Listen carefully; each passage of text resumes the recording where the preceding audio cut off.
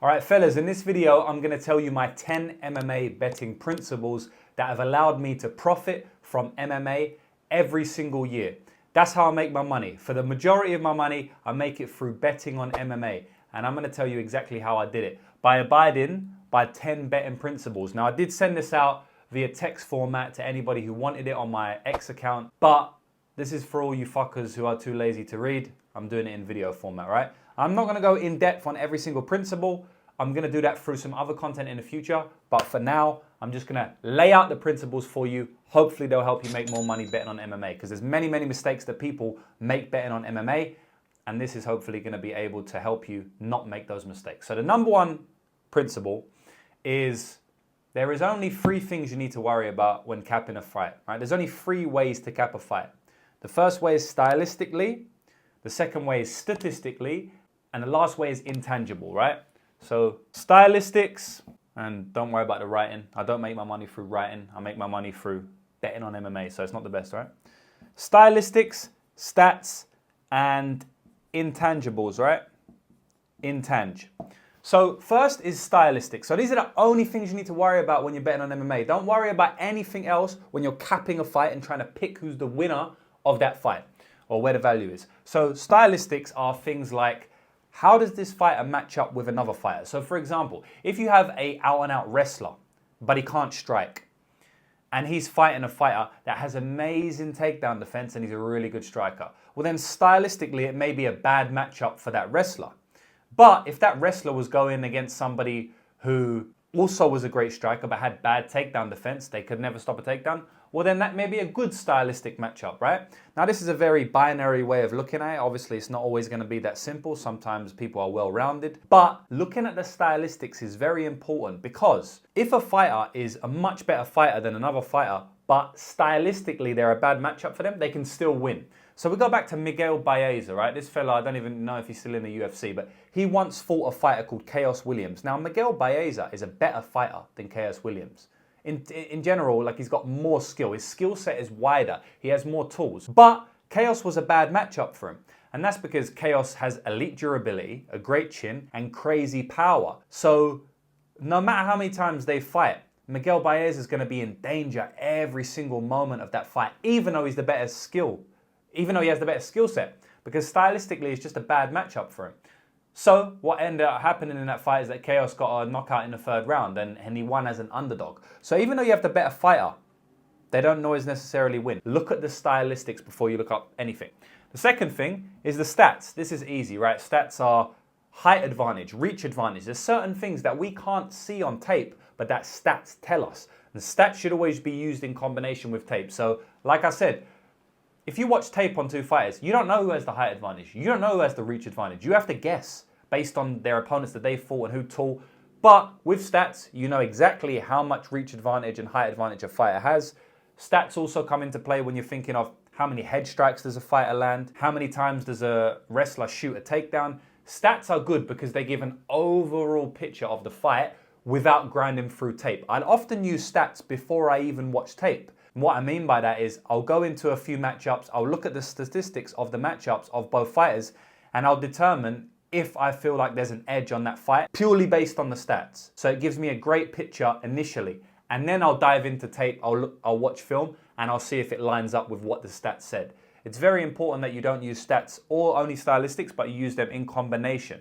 The next thing is intangibles. Intangibles are very important.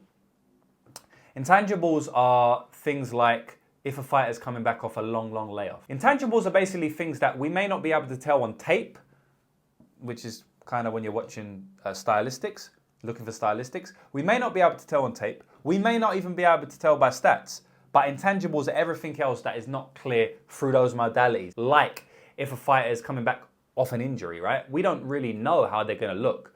But stats ain't going to tell us that. Stylistics ain't going to tell us that. Tape ain't going to tell us that. Intangibles is going to tell us that, right? If a fighter's coming back off an injury, or if a fighter just had a pregnancy. We just saw Julia Avila come in a fight against,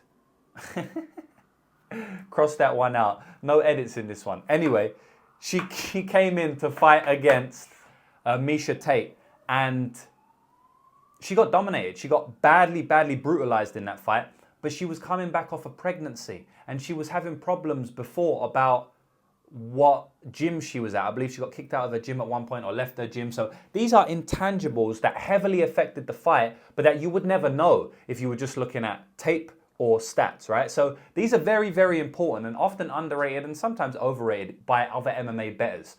So it's important to understand this because intangibles will cause the most dramatic of changes in performance from any one fighter. They're actually the most important in that regard because, yeah, sure, if you know that statistically your opponent has a big reach advantage, that could affect the fight a lot, right? If you know stylistically that the fighter's got a good stylistic matchup, that's going to affect the fight, right? But intangibles can cause for some dramatic performances. So we go back to the Juliet Avila Miesha Tate one. Statistically and stylistically, yeah, okay, you can say stylistically it was a bad matchup, but the intangible is really what caused her to be completely dominated, in my opinion. Same thing with Robbie Lawler versus Nick Diaz too. Nick Diaz, the intangibles were fucked on the Nick Diaz side, right? Stylistically, it ain't a bad matchup for him. Statistically, it's a decent matchup for him. I mean, he already beat him before, right? Statistics say he's probably going to beat him again. But the intangibles, Nick Diaz was out partying, he came in terrible shape, very overweight, changed the weight class, mindset didn't seem to be there. The intangibles were heavily against the favor of Nick Diaz, and he got smashed in that fight, right? He got finished. We'll never really see a Diaz brother get finished. So, yeah, these are the only three things you need to look at when you're capping a fight. Everything else is basically just noise. Or it's not even that. Everything else comes under these three things. So you don't have to overcomplicate yourself. Just look at each three thing individually and make a prediction on who's going to win the fight. The next one, number 2, right? You must master implied probability when you're betting on MMA. So a lot of people will use implied probability, right? Implied percentage. But not many people ever master it. And you'll never be able to fully master it, but you can get to a very, very high level, right? And people just don't usually reach that level. They use it, but they don't understand how to actually apply it. Now, obviously, this isn't just an MMA betting principle. This is a sports betting principle in general. But it's very important to understand what implied probability is and how to use it. What implied probability is, for everybody that doesn't know, is when you have a fight, there's odds attached to each fighter, right? Someone's the underdog, someone's the favorite, unless it's a pick'em.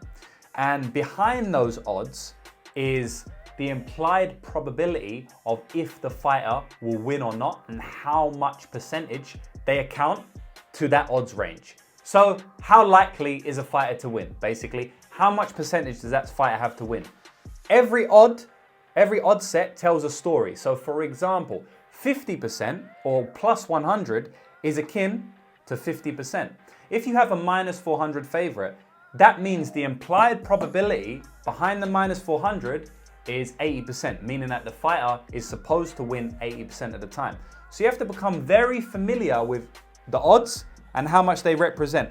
I know off the top of my head that minus 400 represents 80% because I've been betting for a long time. I know off the top of my head that plus 100 is 50%. I know off the top of my head that minus 233 is 70%, right? So I know off the top of my head exactly what these odds represent in implied probability, and you should too. If you don't know off the top of your head, you need to get used to it, right? So all you need to do is get a sheet, just like this.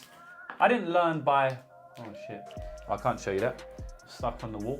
But basically what you want to do is you write down every single odds like this, and you write how much the implied probability is next to it, and you just want to familiarize yourself with it. Yes, you can use odds calculator on your phone, but it's just better if you can do it off the top of your head. It's just easier, makes things simple, right? You don't have to pull out your phone every 2 seconds. Now, when you have the odds range, when you have the odds, you find out what the implied probability is, and then you want to determine whether it's correct or not. So does a minus 400 favorite actually have 80% chance of winning?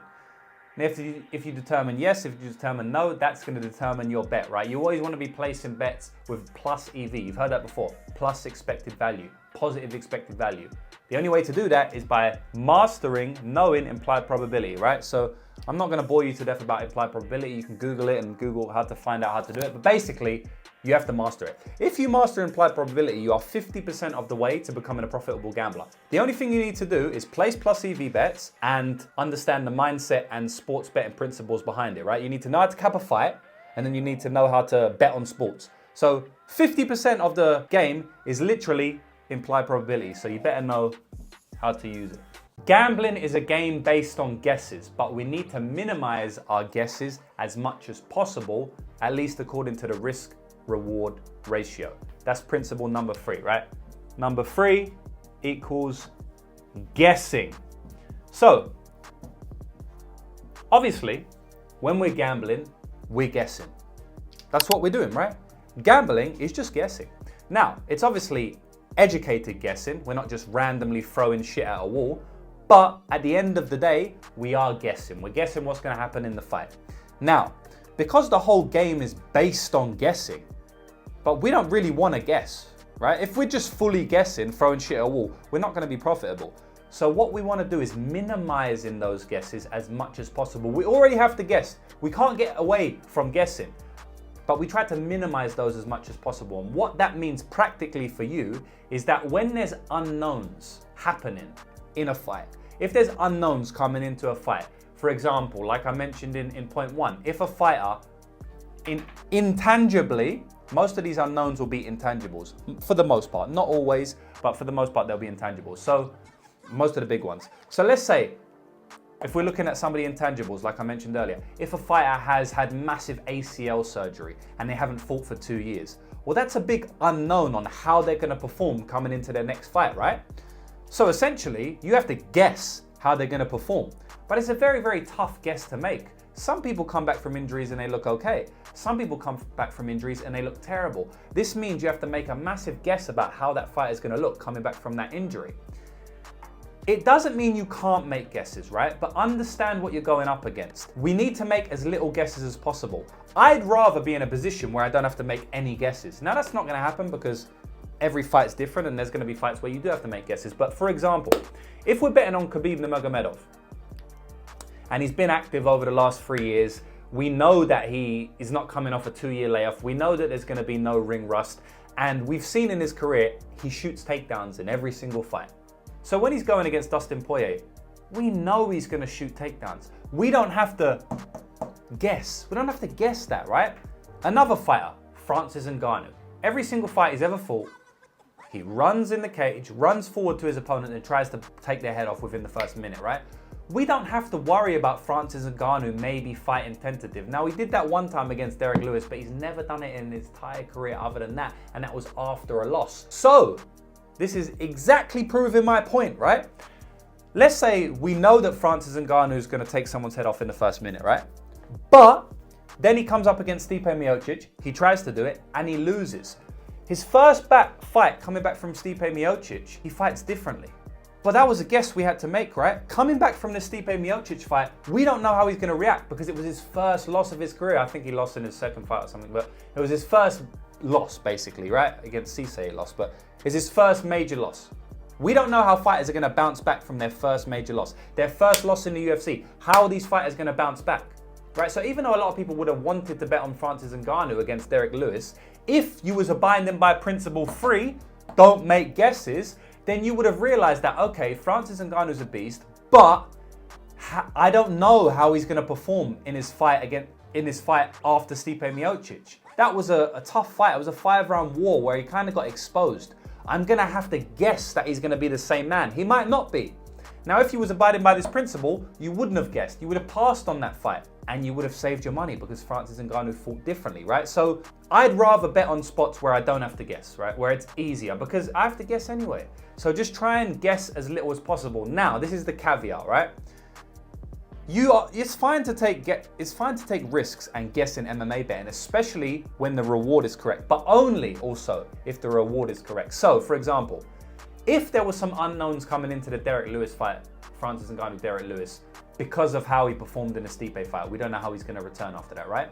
But if Francis Ngannou was plus 400, well, then it's way easier to take the guess, right? If he's plus 400, then I don't mind having more guesses, right? But if he's minus 110, well then it's a completely different conversation. So the amount of guessing that you should do is going to directly correlate with the value or the perceived value on the line. So just make sure you understand that, right? You can still guess, just make sure that the reward is worth the risk, because you are taking a risk and you might not get the reward. It might not win, but you definitely are taking the risk, but you might not win. So just make sure that the reward is worth the risk. I see people laying big prices on fighters that are making their debuts against veterans. And it's like, yeah, okay, maybe they're gonna win, but, and I'm guilty of this as well, right? But it's a big risk to take when the reward is maybe not that big if they're minus 300 or so. I did it on Daniel Zellhuber. I'm pretty sure I bet on Zellhuber against Trey Ogden, and it was his debut. So there's a big unknown coming into any fighter's debut. And I should have known to not lay minus 250 on him or whatever he was, because the risk I'm taking, a fighter not performing on their debut, which happens all the time in MMA, in the UFC, it wasn't worth the reward, which was minus 250 money line. So understand about guessing in MMA. You want to minimize it as much as possible. Right, number 4, discipline is the name of the game, right? Number 4, discipline. So boys, without discipline, you're done, right? At the end of the day, without discipline, you're completely fucked, right? So what I think is that the elite people will watch this video and learn from me saying it, right? Discipline.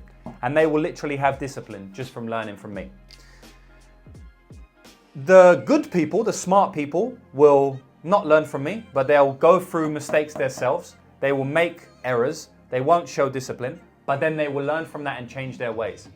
But the average person will listen to this, will make mistakes themselves, and they will never change. They will stay the same the whole time. They will never change, right? And that's why most average people are losing bettors. So what do you want to be? At the end of the day, guys, I'm not gonna go too in depth on this, but you have to show discipline in MMA betting, right? You have to show discipline in MMA betting. But I'm gonna simplify it for you, because you can show discipline on the bets you place, you can show discipline on bankroll management, you can show discipline in many ways MMA betting, not betting on women's MMA like I know a lot of people like to say, which is quite stupid, but I understand the concept. You know, you can show discipline by doing all of these things, but it can be a bit overwhelming by thinking, all right, bankroll discipline, women's MMA discipline, all of these things you have to exercise discipline over. It can become overwhelming. I've been there myself. So a way that I like to think about it, and that you can use as well, is just to simplify everything and just understand that the only discipline you ever need to exercise is before you click the bet button. Before you click bet, you have to exercise discipline. So, and by the way, if you do that, that's going to take care of everything else. You don't have to think about women's MMA. You don't have to think about bankroll management. You don't have to think about chasing losses. You don't have to think about any of this stuff as long as you're exercising discipline before you click the bet now button. Now, what I mean by this, and this is a task you should do. Every single day now, moving forward from this day onwards, before you click bet, just think to yourself, am I exercising discipline on this bet? If your answer is no, then most likely you shouldn't place the bet. Just make sure you exercise discipline. Discipline is the name of the game. If you can't be disciplined, if you can't show restraint, then you're not going to be successful in this game, point blank, period. Number 5, everybody must craft their own style of betting. And this is something that I feel very strongly about, but there is a caveat to this, because there's caveats in sports betting. And I'm going to tell you about the caveat later, right? But number 5 is basically own style. Now, you might have gone on my BetMMA.tips record prior, right? And you might see that I'm profitable in basically every odds range and every type of bet. Straight bet, parlay bet, prop bet. But I wasn't always like this. And still to this day, there's certain type of bets that I'm not good at. Not specifically bet, straight and parlay, I'm good at all of them. But within the prop bets, you know, maybe certain things I'm not good at, like unders or overs or whatnot. But I wasn't always good at this, right? I started off being good at a specific aspect of betting on fights. And then gradually over the years, I became an all-round bettor and I got good at everything. But I still have my certain niches that I'm extremely good at. Parlays, for example, we'll get into them a little bit later because I do want to touch on them because there's a big misconception around parlays in MMA and the gambling world in general. But I'm very good on parlays. I'm still extremely high level on parlays. I'm actually better on parlays than I am at every other type of bet. And I always was decent at parlays. I mean, not always was decent, but parlays was always kind of like a natural tendency for me. And you're going to find this, that no matter how many times you look at my betmma.tips, no matter how many times you try and replicate my success or somebody else's success, it will never work as good for you as it does for them. And there's a reason for that. We all have a natural tendency when it comes to MMA betting or gambling in general. We all have our own style. There's always going to be things that you do better than somebody else. So the best thing that you can do is not listen to dogmatic approaches when people tell you, you should never bet on women's MMA. You should never make a parlay. You should never bet chalky fighters. People are always going to tell you these things and it's going to get in your head. The best thing you can do is craft your own style based on the data that you record. Analyze your data, see what you're good at, understand yourself, self-awareness, and make your own style around that.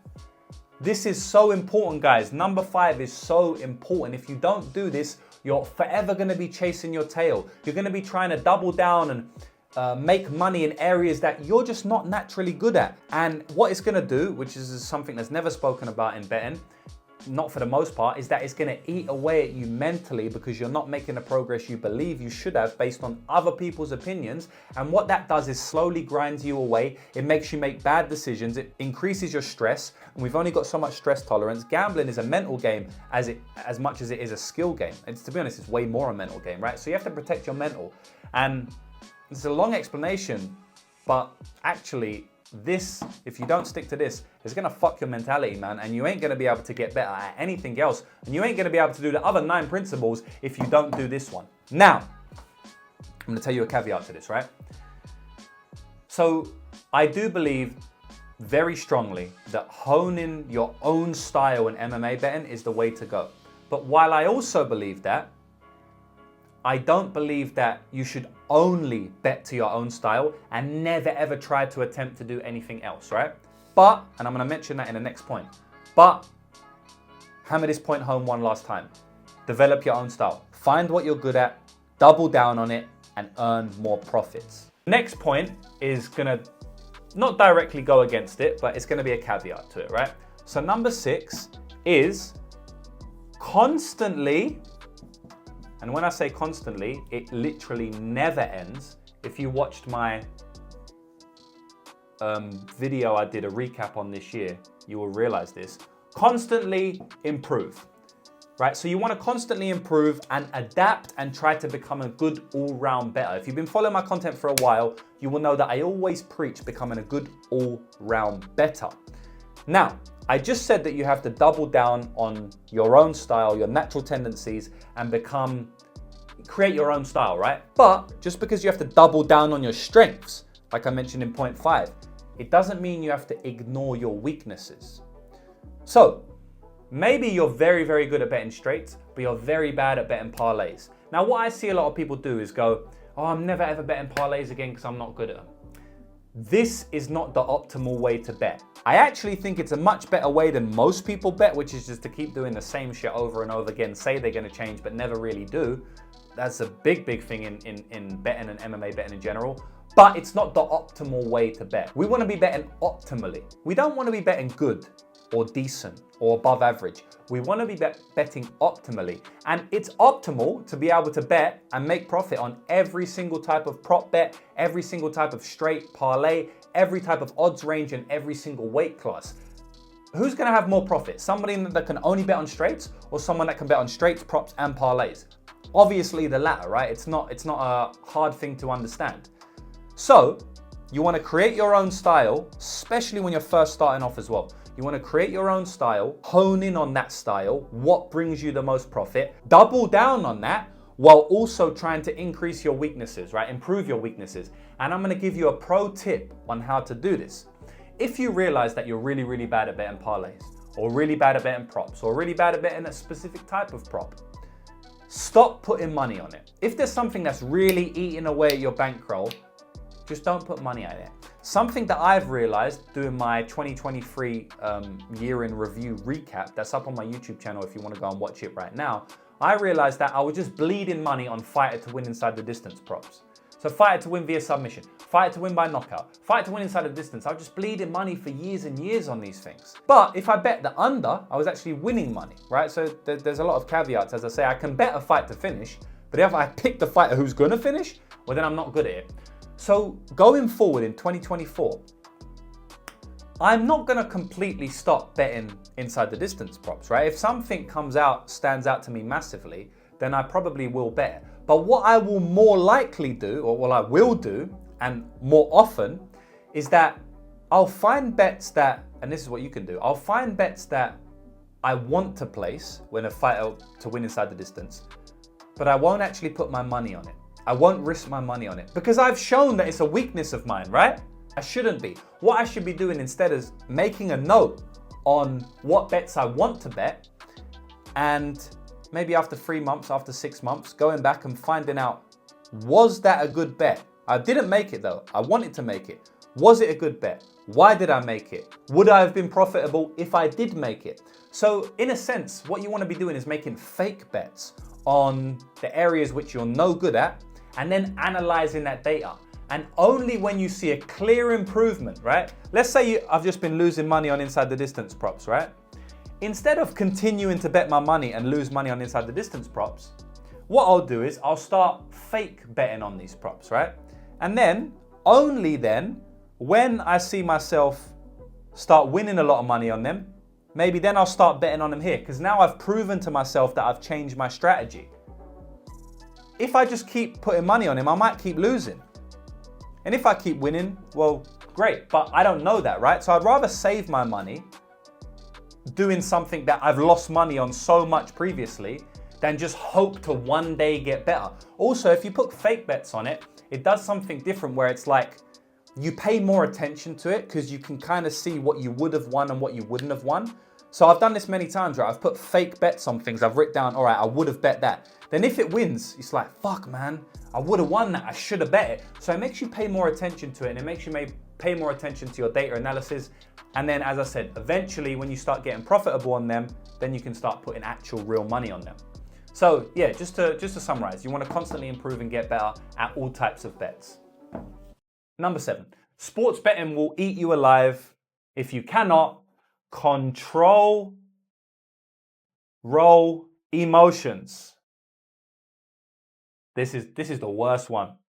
This is the worst one for these motherfuckers out there, man. I have a tipster service, as you know, right? So I sell my picks. I see it way more than you would, right? If you're just a gambler yourself. Grown men cannot control their emotions, man. It's very, very hard for people to control their emotions. But you're going to get eaten alive, as has happened to many, many people, if you don't control your emotions. I try to preach it as much as possible, and I'm going to do it again here, right? Number 7, you need to control your emotions. The amount of success that you will have in this game is directly correlated to how often, how good you get at controlling your emotions. So it's not very hard to identify value in a MMA betting market.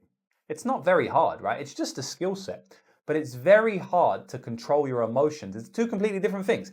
MMA betting is just a skill on watching a fight, really, right? Or MMA finding value, at least, right? It's just a skill on watching a fight. You can get that in a year or two of just constant watching tape and just becoming better at it, right?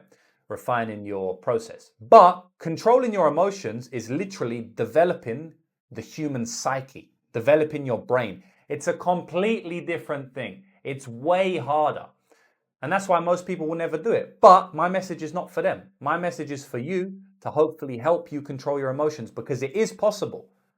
It took me a long time to do this, right? So don't worry if you've been at the game for a year or 2 or 3 years and you haven't done it yet. It took me at least 5 years to become unemotional. And I still get emotional, right? And this is a common misconception. You don't have to become unemotional completely. You don't have to not feel these emotions. You're going to feel them. Your job is to control them.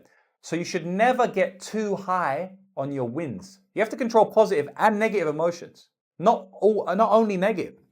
Never get too high on your wins and never get too low on your losses. I've been saying it for 5 years with the content, right? And a lot of people understand it, but a lot of people don't. The bottom line, guys, is if that you can't stay even killed over long losing periods, which will happen in sports betting, then you might as well stop gambling, right? But as I said, it took me a long time. It took me about 5 years to kind of start to process emotions the correct way. And nowadays, I don't really get too high off my wins and I don't really get too low off my losses. Not emotionally. I have fun with it. If I win the money, I'm happy. I smile like it's a good thing, right? Especially if I'm live on a podcast or I'm making content, like it's a good thing, right, to share that with people. But the actual process of like winning and losing bets, it doesn't really do much to me, guys. Even if I'm going for a long losing period, it doesn't really do much because I've just been there so many times. I've been on long winning periods so many times. I've been on long losing periods so many times. It's going to happen to the best bettors in the world. Over time, you start to understand this, and over time, you develop the ability to control your emotions. But I have trained some people that are close with me in my network who sign up to my service. I have trained them to control their emotions in 3 months, right? Some people are just very smart and they get it very quickly. Way smarter than I was because it took me 5 years, right? I had no guidance and stuff, but still, it doesn't have to be a long process. So I don't want to scare you. It took me 5 years, but it took other people 3 months. Some people come into the game within a month. They're understanding the longevity of it and understanding how to control their emotions through downtrends. But it's a very important one, guys. It's a bit different than discipline because discipline is just discipline on what you're betting.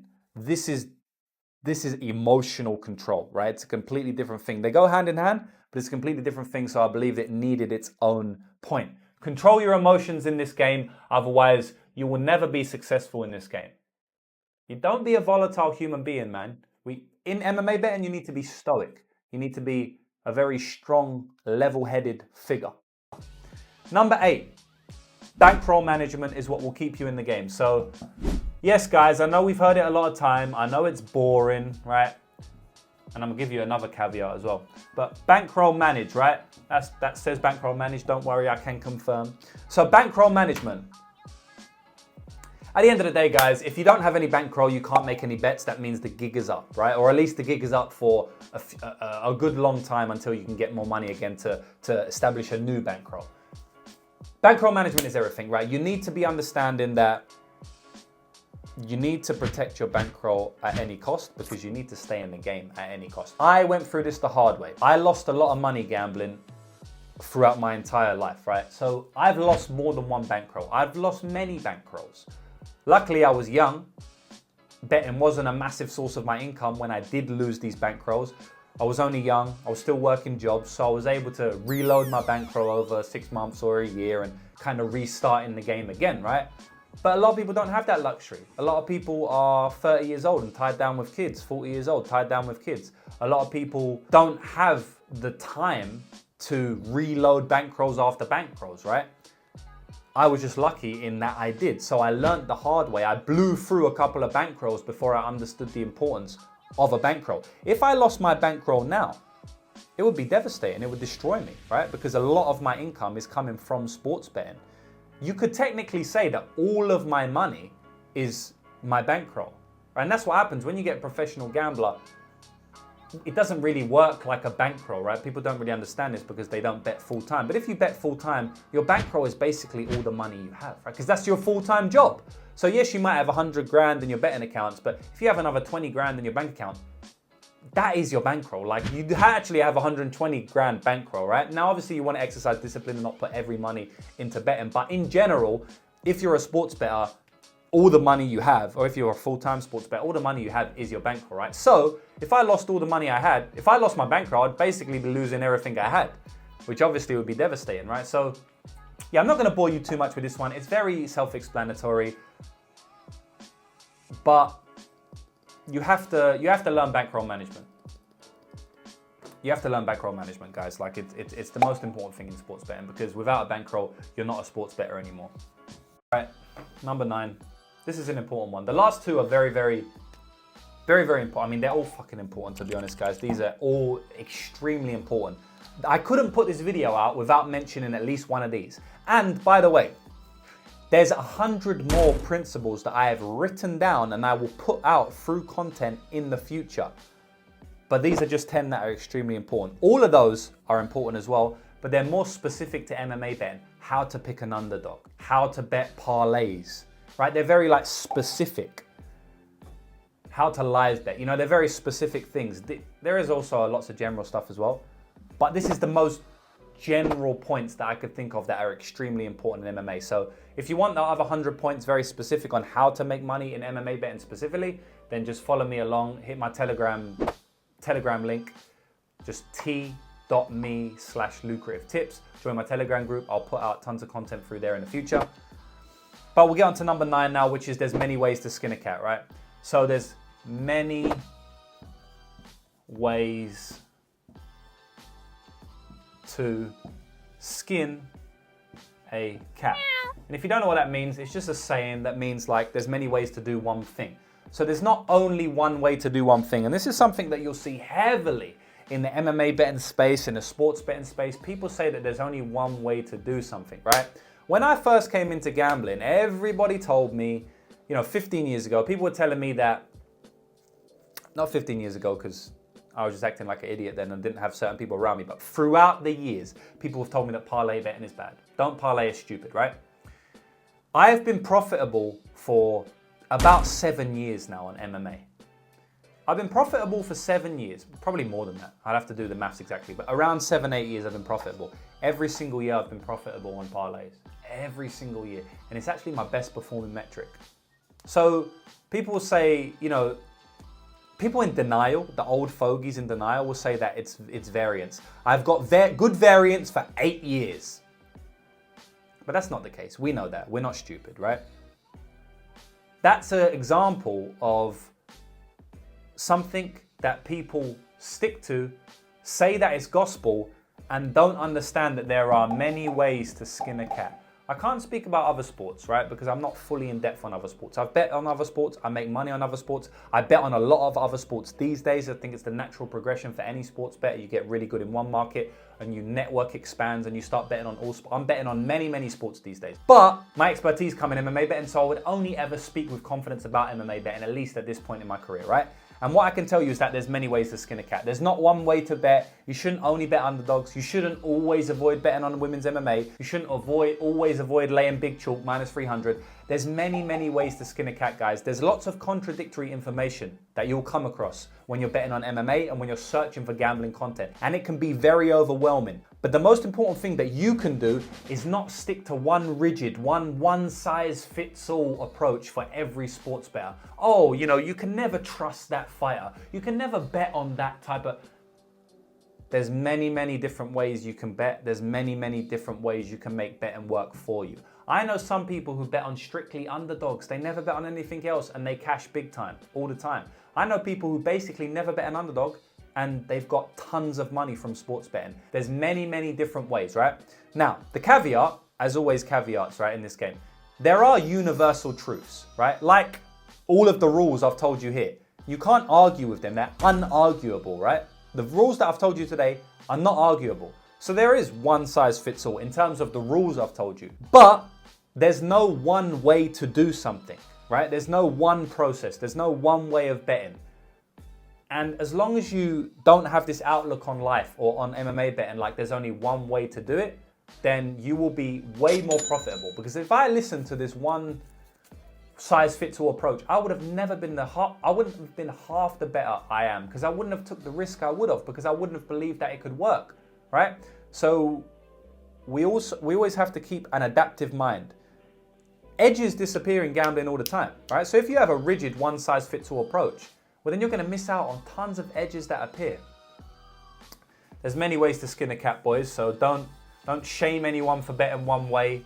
Don't think that your way is the best way over every other way. I mean, you can think that, but don't speak like an arsehole about it, right? There's many, many different ways to bet, guys. Right, the last one. We've got to the end of the tape. Number 10. The reason I left this one to last is because it's an advanced concept. So first of all, it's not that important to most people for a long time, but it's also going to take a long time for you to internalize this, and probably a few years, and truly understand it. So I left it to last so you can think about it a little bit, right? This one is paradoxical. It's simultaneously practical, but it's simultaneously philosophical. And it is, you have to establish what your goal is with gambling.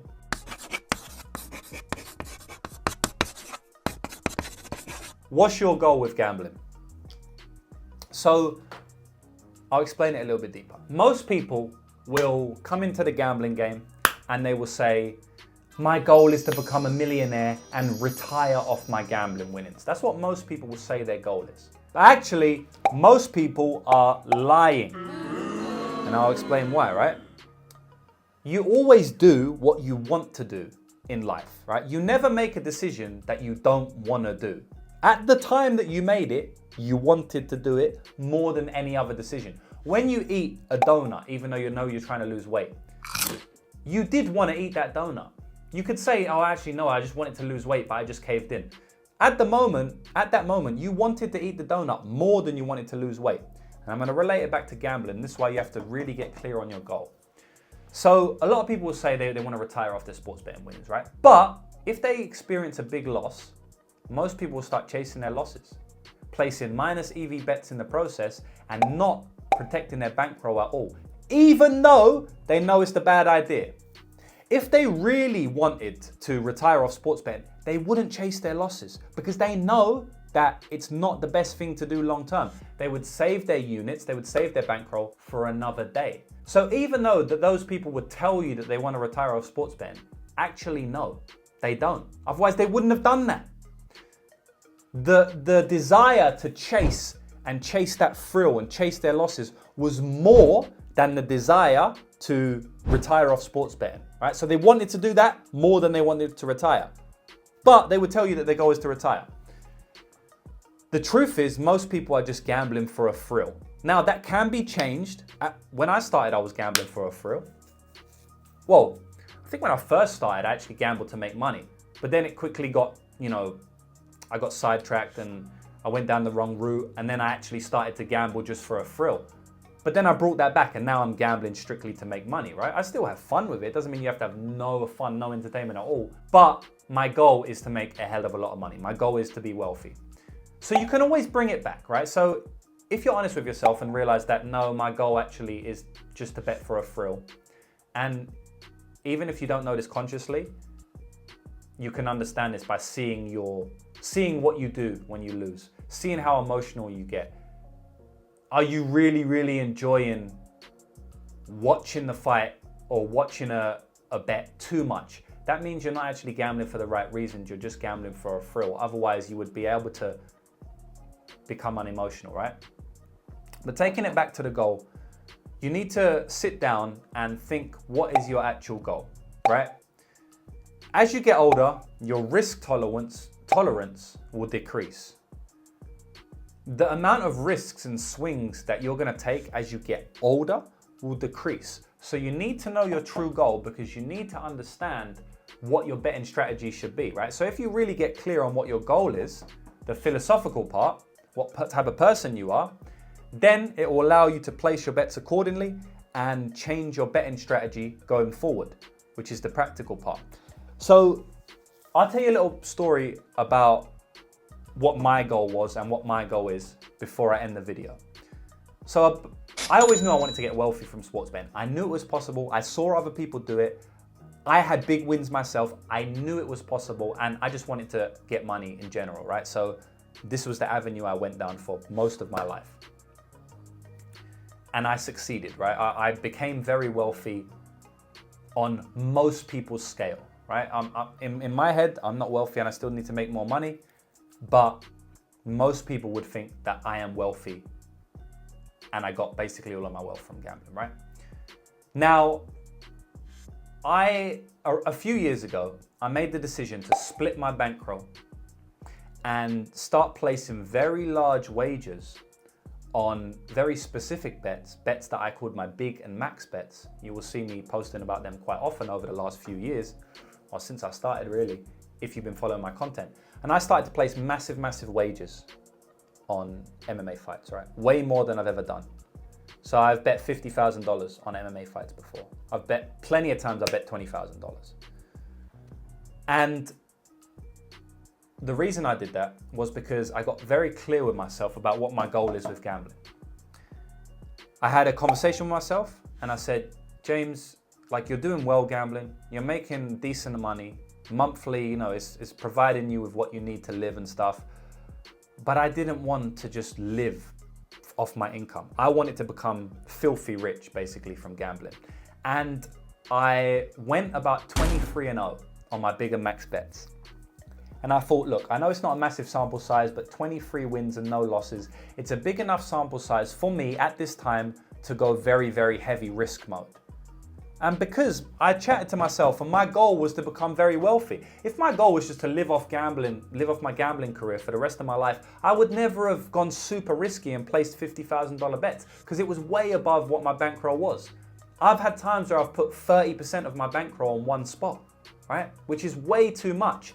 But the goal for me was to get super rich, so I had to do that.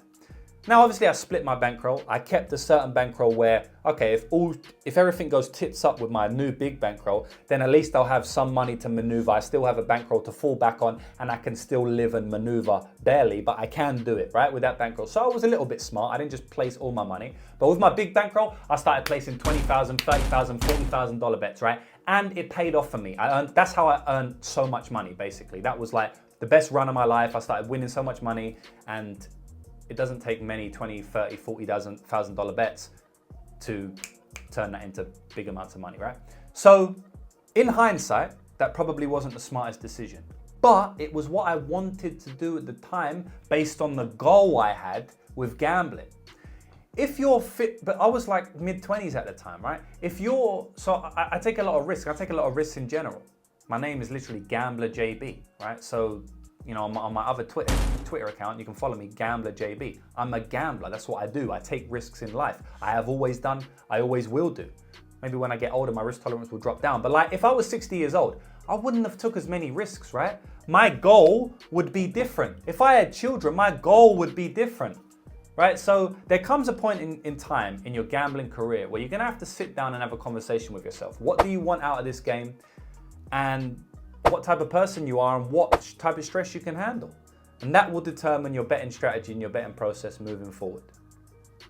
It's a very important one, guys. I know it seems like a little bit philosophical and up in the air, but we're talking about full-time professional gambling here. We're not just talking about making a little bit of money on the side, which is fine if that's your goal, but this whole overarching point is a lot deeper than just MMA betting, right? And that's why I left it to last. So yeah, I don't want to scare anybody off, right? Because you don't have to make this deal, you don't have to make this goal or this conversation until you're many, many years profitable. I didn't think about this. I mean, obviously I knew I wanted to make a lot of money from young, but I only split my bankroll a few years ago and started making massive bets, right? It's only a few years ago, 3 years or something like that. So, I mean, I was in gambling for 12 years or something before I had this big conversation with myself. So I was already profitable for like 5 years before I decided to have this conversation and split my bankroll. So you don't have to worry about this yet. 99% of people watching this video are probably not even long-term profitable. So get yourself long-term profitable first before you start thinking about this.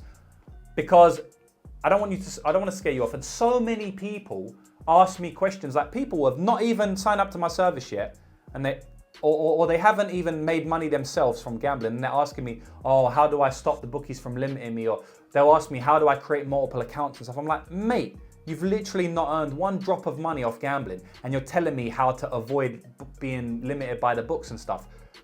You're broke. Your account is in negative, and you want to know how professional gamblers get other accounts. Like, it's just stupid.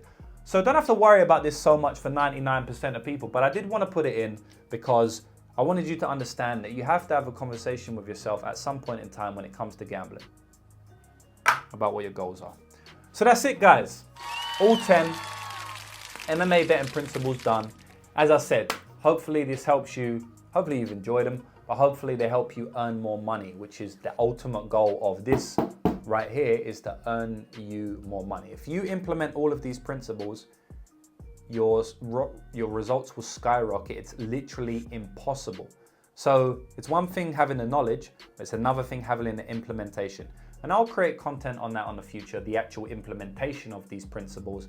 And I'll also put out my other 100 betting principles at some point in the future out. But yeah, I hope you enjoyed the video, boys. Good luck.